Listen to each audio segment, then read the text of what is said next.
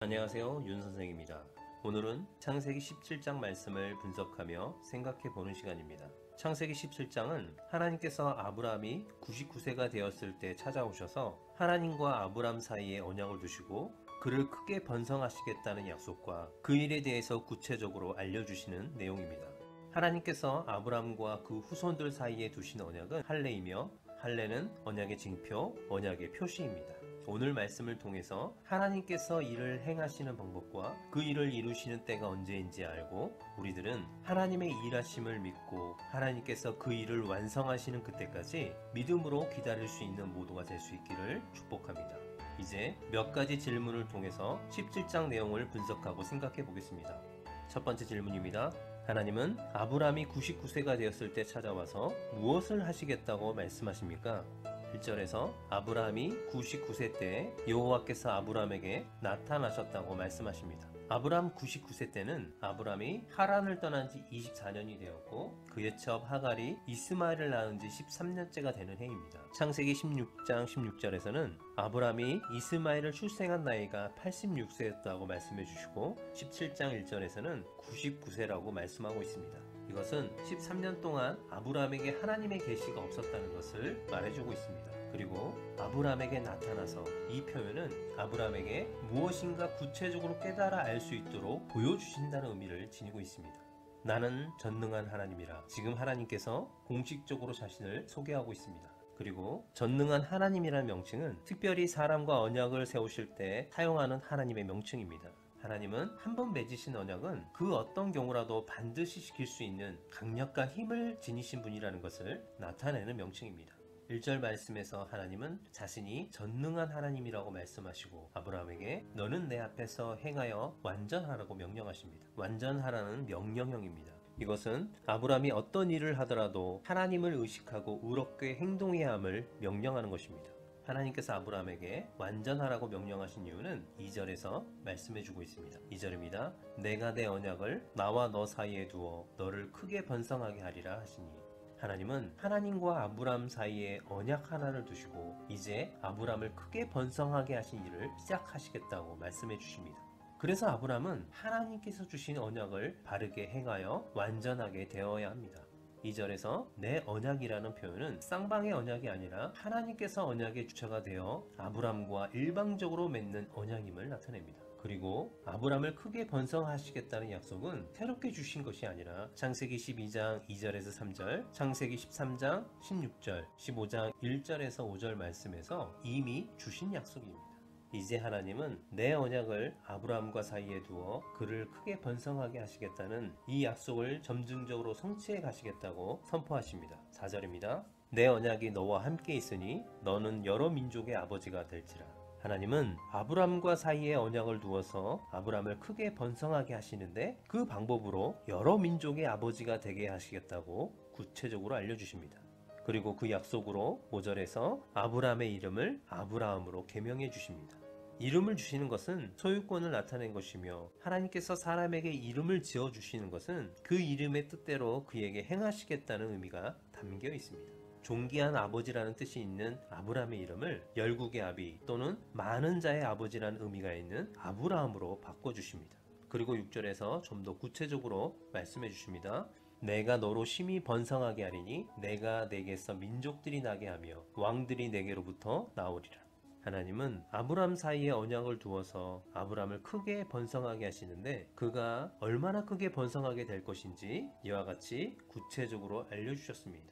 그리고 하나님은 하나님과 아브라함 사이에 두시는 언약의 효력이 언제까지인지 알려주십니다. 7절 8절입니다. 내가 내 언약을 나와 너 및 내 대대 후손 사이에 세워서 영원한 언약을 삼고 너와 내 후손의 하나님이 되리라. 내가 너와 내 후손에게 내가 거류하는 이 땅 곧 가나안 온 땅을 주어 영원한 기업이 되게 하고 나는 그들의 하나님이 되리라. 하나님과 아브라함 사이에 두시는 언약의 효력은 영원합니다. 아브라함에게 주시는 언약이 영원할 수 있는 것은 하나님께서 친히 아브라함과 그 후손들과 언약을 세워주시고 그들의 하나님이 되어주시기 때문입니다. 하나님의 약속은 영원합니다. 지금도 예수 그리스도를 믿는 자들에게 이 약속이 계속 이어져 가고 있습니다. 그리고 예수 그리스도를 믿는 자들의 하나님이 되어 주시고 영원히 그들과 함께 해 주십니다. 하나님의 언약은 영원합니다. 그리고 하나님은 9절에서 내 언약을 지켜야 할 주체가 누구인지 정확히 말씀해 주고 있습니다. 하나님이 또 아브라함에게 이르시되 그런즉 너는 내 언약을 지키고 내 후손도 대대로 지키라. 하나님의 언약을 지켜야 할 주체는 아브라함과 그 후손들이 대대로 지켜야 한다고 말씀하십니다. 하나님은 아브라함 99세에 찾아오셔서 하나님과 아브라함 사이에 언약을 두시고 그를 크게 번성케 하신다는 약속과 그 약속에 대한 구체적인 계획을 이와 같이 알게 해주셨습니다. 이제 하나님은 아브라함과 그 후손들 사이에 두시는 언약이 무엇인지 구체적으로 말씀해 주십니다. 두 번째 질문입니다. 내 언약, 하나님과 아브라함 사이에 두시는 언약은 무엇입니까? 10절입니다. 너희 중 남자는 다 할례를 받으라. 이것이 나와 너희와 너희 후손 사이에 지킬 내 언약이니라. 하나님께서 아브라함과 그 후손 사이에 두시는 언약은 할례입니다. 그런데 11절에서 너희는 호피를 베어라. 이것이 나와 너희 사이의 언약의 표징이니라. 할례는 하나님과 아브라함 그리고 그 후손들 사이에 두시는 언약의 표징, 언약의 표시라고 말씀하십니다. 다시 말하면 할례는 17장 1절에서 8절까지 아브라함에게 주신 구체적인 약속을 아브라함과 그 후손들에게 기억하게 하시려고 그들 몸에 주신 표시입니다. 할례는 남자 몸에 새겨진 언약의 표시입니다. 매일 그들의 시선이 자주 머무는 곳이므로 하나님께 주신 언약을 구체적으로 기억할 수 있는 장소입니다. 그리고 12절에서 14절까지는 아브라함과 그 후손들이 행해야 하는 할례의 대상과 할례를 해야 하는 시기에 대해서 구체적으로 말씀해주고 있습니다. 할례의 대상은 아브라함에게 속한 모든 자녀들과 후손들 그리고 노예들과 그들의 자식들까지 포함한 아브라함에 속한 모든 남자들이라고 말씀해주고 있습니다. 하나님께서 창세기 12장 2절에서 아브라함을 복의 근원으로 세울 때 이미 유대인뿐만 아니라 이방인들까지도 구원하실 계획을 가지고 계셨고 이 일을 성취함에 있어서 가장 적절한 방법으로 그 대상을 선정하셨습니다. 그리고 본문 말씀은 아브라함의 육신적 혈통은 아니라 해도 믿음으로 하나님을 섬기는 자는 모두 하나님의 자녀가 될 수 있다는 것을 분명히 밝혀주고 있습니다. 그리고 할례의 시기에 대해서는 태어난 지 8일 만에 행하라고 말씀하십니다. 할례는 그 당시 이스라엘 백성들만 행하던 것이 아닙니다. 다른 민족들도 할례를 행했습니다. 그들은 주로 사춘기 때 성인이 될 무렵 성인식으로 할례를 행했습니다. 그러나 하나님은 출생 후 8일 만에 할례 받도록 하십니다. 제8일은 아이가 태어난 후에 7일 동안 하나님께서 창조하신 세상을 경험한 후 첫날이 되고 그리고 8일째 되는 날은 속죄일과도 연관이 있고 정결 예식과도 연관이 있습니다. 산모가 부정한 기간 7일이 지난 후 첫날이 8일째이고 그리고 8일이 되는 날은 한 주간이 지난 후 옛것을 버리고 새로운 시작이라는 의미가 있기 때문입니다. 그리고 14절에서는 할례를 행하지 않으면 언약을 깨트리는 행위로 간주해서 하나님의 백성에서 끊어지게 된다고 경고하십니다.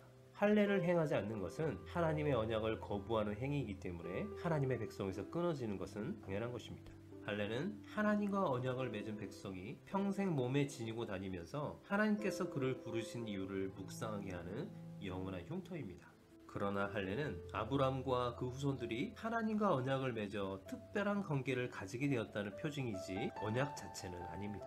할례는 참 언약의 주인이신 예수 그리스도가 오셔서 그 백성들에게 성령의 인치심을 주실 때까지 임시로 있었던 제도이기 때문에 지금은 더 이상 할례를 행할 필요가 없습니다. 이제는 예수 그리스도를 믿음으로써 우리는 하나님의 영원한 언약 안에 있는 것입니다. 이제 하나님은 사레의 이름을 바꿔주십니다. 세 번째 질문입니다. 하나님께서 사레의 이름을 바꿔주신 이유가 무엇입니까? 15절에서 하나님은 아브라함에게 아내 사레의 이름을 더 이상 사레라 하지 말고 이제 사라라고 부르라고 명령하십니다. 사레는 공주라는 뜻이 있고 사라는 왕비라는 뜻이 있습니다. 이전의 사레는 공주였다며 이후의 사라는 열국의 어미가 되는 왕비로 바뀐 것입니다. 16절에서 하나님은 사레에서 사라로 그 이름을 바꿔주시는 이유에 대해서 설명해 주십니다. 내가 그에게 복을 주어 그가 내게 아들을 낳아주게 하며 내가 그에게 복을 주어 그를 여러 민족의 어머니가 되게 하리니 민족의 여러 왕이 그에게서 나리라. 하나님은 사라에게 복을 주어서 아들을 낳게 하고 또 복을 주어 아브람처럼 많은 민족과 왕들의 어머니가 될 것이라고 말씀해 주십니다. 이 말씀은 지금까지 17장에서 아브람에게 주신 후손에 대한 구체적인 약속이 사라 몸에서 태어날 아들을 통해서 이루어진다는 것을 밝혀주고 있습니다. 그런데 사라에 대한 하나님의 말씀을 들은 아브람의 반응은 어떠했습니까? 17절입니다. 아브람이 엎드려 웃으며 마음속으로 이르되 100세 된 사람이 어찌 자식을 낳을까? 사라는 90세니 어찌 출산하리요? 여기서 아브람이 엎드려라는 표현은 사라를 통하여 자녀를 주시겠다는 하나님의 말씀을 듣고 아브람이 엎드려 경배했음을 보여줍니다. 그런데 하나님께서 주신 약속은 인간 이성의 한계를 뛰어넘는 너무나도 엄청난 것이기 때문에 아브람은 웃고 말았습니다. 아브람은 속으로 나는 100세요 사라는 90세인데 어떻게 자식을 낳을까? 아무리 아브람이 믿음의 사람이었지만 그 역시 인간인지라 인간적 이성으로 생각할 수밖에 없었습니다. 그러나 우리 하나님은 인간의 상식과 한계를 뛰어넘어서 역사하시는 분입니다. 우리는 이러한 일들이 하나님 안에서 얼마든지 가능하다는 것을 알고 이런 일들을 겸허히 수용하는 신앙적인 삶을 살 수 있어야 할 것입니다. 18절에서 아브람은 아무리 이성적으로 생각해봐도 사라의 잉태가 불가능하므로 번성하게 하시겠다는 하나님의 언약을 이스마엘을 통하여 성취해 가시기를 바란다며 하나님께 간구합니다. 아브람이 이에 하나님께 아뢰되 이스마엘이나 하나님 앞에 살기를 원하나이다. 아브람은 믿음의 사람이었지만 하나님이 전능하시다는 사실을 확신하지 못하고 있었습니다. 그런데 오늘 1절에서 하나님 뭐라고 말씀하십니까? 나는 전능한 하나님이라. 우리 하나님은 전능하신 분이십니다. 하나님은 아브람의 간구를 듣고 무엇이라고 말씀하십니까? 네 번째 질문입니다. 하나님은 아브람의 자손 누구와 언약을 세우시겠다고 구체적으로 말씀해 주셨습니까? 19절입니다. 하나님이 이르시되 아니라 내 아내 사라가 내게 아들을 낳으리니. 하나님은 이스마엘이나 잘 키워달라는 아브라함의 부탁을 단호히 거절하셨습니다. 그리고 사라를 통하여 아들을 주실 것을 더욱 확실히 말씀해 주십니다. 하나님은 사라의 몸에서 태어날 아이의 이름까지 지어주시고 아브라함과 언약을 맺으신 것처럼 이 아이와 또 이 아이의 후손들과 언약을 세워 영원한 언약이 되게 하시겠다고 밝혀주셨습니다. 그런데 자비로우신 하나님은 아브라함의 간구를 듣고 이스마엘에게도 복을 주십니다. 20절에서 하나님께서 이스마엘에게 어떤 복을 주십니까? 첫 번째는 크게 생육하고 번성하게 해주십니다. 두 번째는 12두렁을 낳게 해주십니다. 세 번째는 큰 나라가 되게 해주십니다.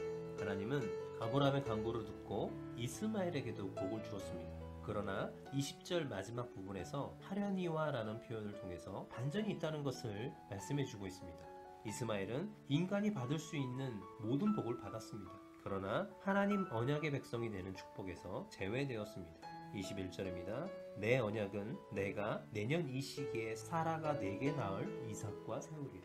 하나님께서는 이 모든 말씀을 마치시고 아브라함에게서 떠나가셨습니다. 아브라함은 하나님이 자기에게 말씀하신 대로 그 날에 모두 행했습니다. 23절입니다. 이에 아브라함이 하나님이 자기에게 말씀하신 대로 이 날에 그 아들 이스마엘과 집에서 태어난 모든 자와 돈으로 산 모든 자 곧 아브라함의 집 사람 중 모든 남자를 데려다가 그 포피를 베었으니.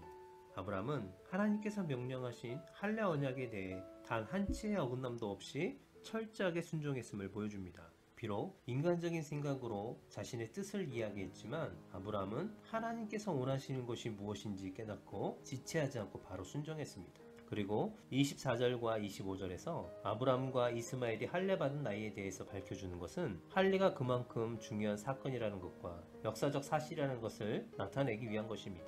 그리고 27절은 당시 아브라함 집에 머물렀던 모든 남자들이 다 할례의식에 동참했음을 보여줍니다. 당시 아브라함 집에는 나이 많은 자와 어린 자, 신분이 높은 자와 낮은 자, 혈통적으로 아브라함에게 속한 자와 이방인들이 섞여 있었습니다. 그럼에도 불구하고 이들 모두가 택한 자의 징표라 할 수 있는 할례의식을 동참했다는 것은 후일 택한 자의 모임이라고 할 수 있는 교회 구성원이 세계 만방의 모든 사람들이 될 것을 예표한다고 볼 수 있습니다.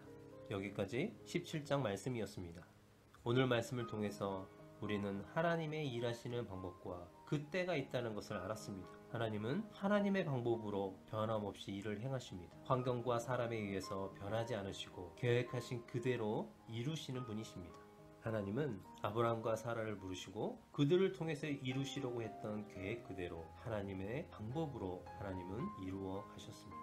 이와 같이 우리를 통해서 이루시려는 일도 변함없이 그 일을 행하시고 완성해 가실 것입니다. 예수 그리스도를 통해 우리에게 주신 영원한 언약도 말씀하신 그대로 이루실 것입니다. 우리 하나님은 전능하신 하나님이라는 사실을 믿고 믿음으로 살 수 있기를 축복합니다.